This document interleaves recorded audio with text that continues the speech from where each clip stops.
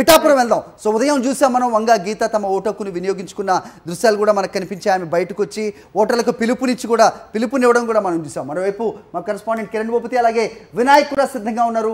మాట్లాడదాం కిరణ్ భూపతితో పిఠాపురం నుంచి. కిరణ్ భూపతి చెప్పండి, సో ఉదయానికి ఇప్పటికీ ఓటర్ల సంఖ్య అక్కడ పెరుగుతోందా, వస్తున్న జనాల సంఖ్య పెరుగుతోందా, ఎలాంటి వాతావరణం కనిపిస్తోంది, అప్డేట్ చెప్పండి before we speak to Vinayak. Kiran Bhupathi. దాదాపు క్షణక్షణం నుంచి కూడా ఓటర్ల సంఖ్య అయితే పెరుగుతుంది. ఎక్కడ చూసినా బారులు తీరినటువంటి ఓటర్లే కనిపిస్తూ ఉన్నారు. ప్రస్తుతం పిఠాపురం టౌన్లో ఉన్నటువంటి ఆర్ఆర్బిహెచ్ఆర్ సంబంధించినటువంటి ఒక హై స్కూల్లో ఉన్నాము.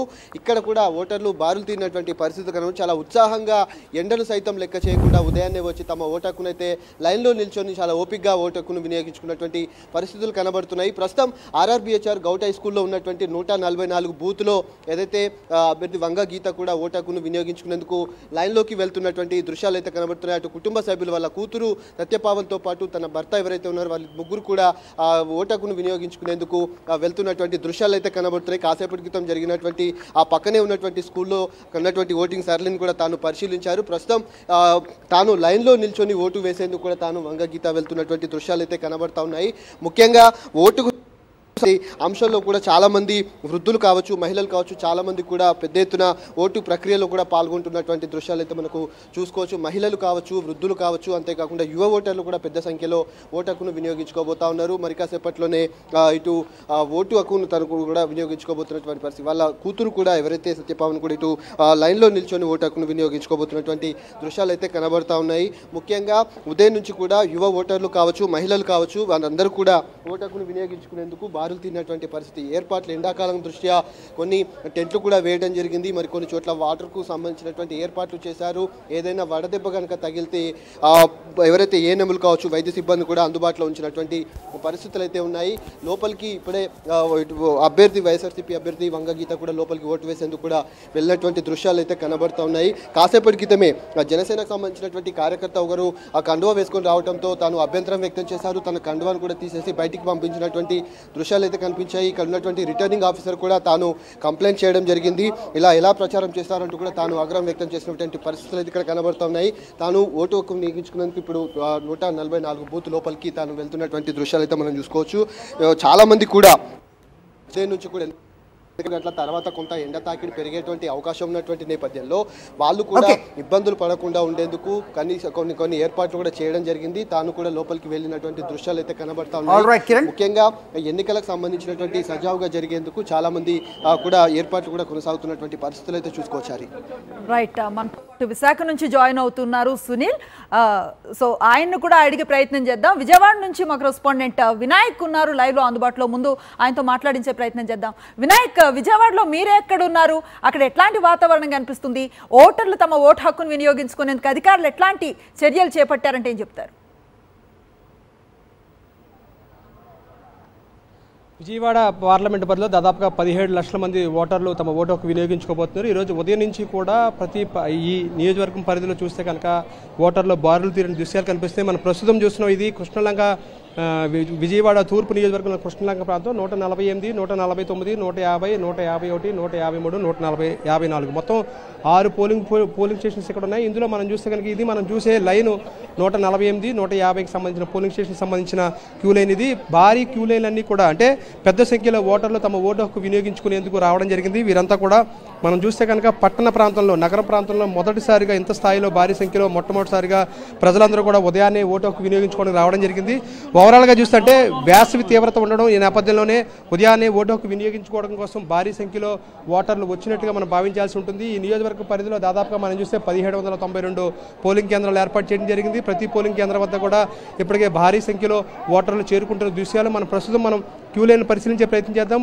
ఈ క్యూ లైన్ మనం చూస్తే కనుక దాదాపుగా ఒక 1/2 కిలోమీటర్ దూరం వరకు కూడా క్యూ లైన్ కనిపిస్తుంది. ఇక్కడ కృష్ణలంక ఈ మున్సిపల్ హై స్కూల్లో దాదాపుగా ఒక 6 పోలింగ్ కేంద్రాలు ఉన్నాయి. అందులో ఇది 148, 149కి సంబంధించిన పోలింగ్ కేంద్రం మనం చూస్తున్నాము. ఇక్కడ జిల్లా వ్యాప్తంగా కూడా ఇప్పటికే పోలింగ్ ప్రశాంతంగా ప్రారంభమైంది. ఇప్పటి వరకు ఉదయం 7 గంటల నుంచి 9 గంటల మధ్య చెప్పండి Hari. Vinayak, first time voters చాలా మంది కనిపిస్తున్నారు. ఒకవేళ వాళ్ళు మాట్లాడగలిగితే మాట్లాడించే ప్రయత్నం చేయండి. సో వృద్ధులు అలాగే ఫిజికల్లీ ఛాలెంజ్ పీపుల్, సో వీళ్ళు స్పెషల్లీ ఏబుల్డ్ పీపుల్, వాళ్ళకి ఎలాంటి ఏర్పాట్లు చేశారు? వాళ్ళు ఏమైనా కనిపిస్తున్నారా? ఉదయం నుంచి దాదాపు 9:30 దాటింది ప్రస్తుతం. ఈ 2:30 గంటల్లో ఎంత మేరకు వాళ్ళు వచ్చుంటారు? ఏ మేరకు వాళ్ళు ఓటు హక్కు వినియోగించుకున్నారు? ఎలాంటి వాతావరణం అక్కడ కనిపించింది? అలాగే వెదర్ కూడా ఎలా ఉంది వినాయక్?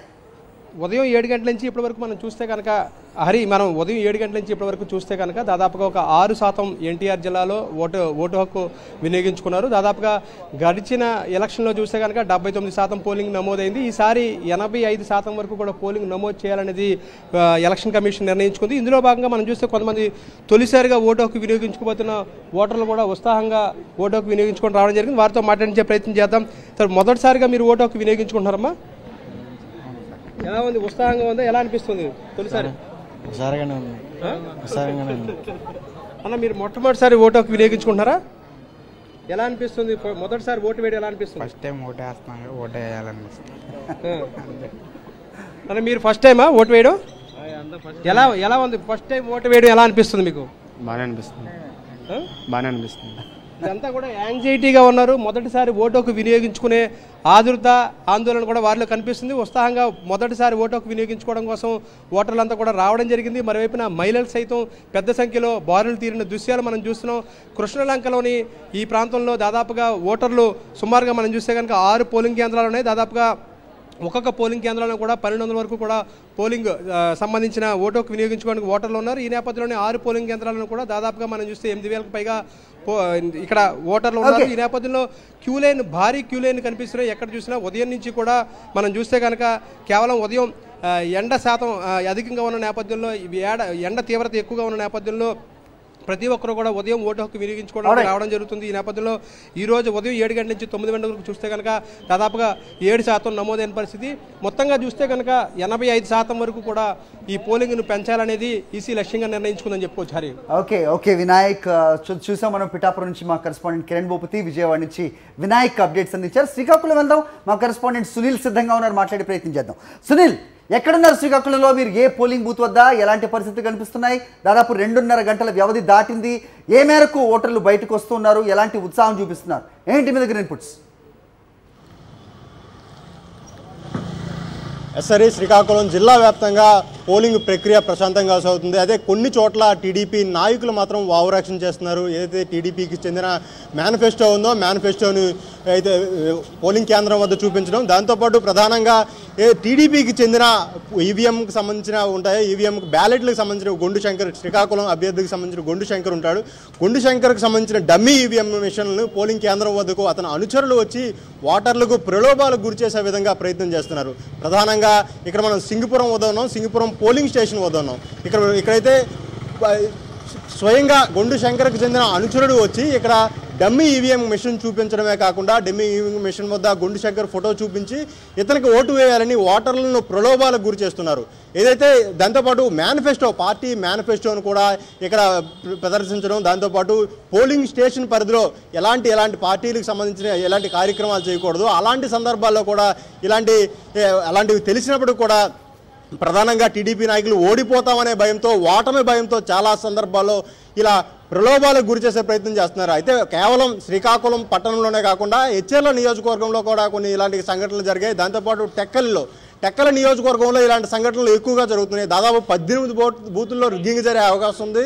18 బూతుల్లో ప్రధానంగా ఇలాంటి అసాంఘిక కార్యక్రమాలకు ఎన్నికల నిబంధనలకు వ్యతిరేకంగా, ఎన్నికల నిబంధనలకు పాటించిన విధంగా టీడీపీ నాయకులు ప్రయత్నం చేసే అవకాశం ఉంది.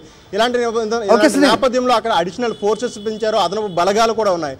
ఈ నేపథ్యంలో సో అదనపు బలగాలు ఉన్నాయని చెబుతున్నారు, కానీ వీటి మీద చర్యలు తీసుకోకపోవటం మాత్రం గమనించాల్సిన అవసరం ఉంది.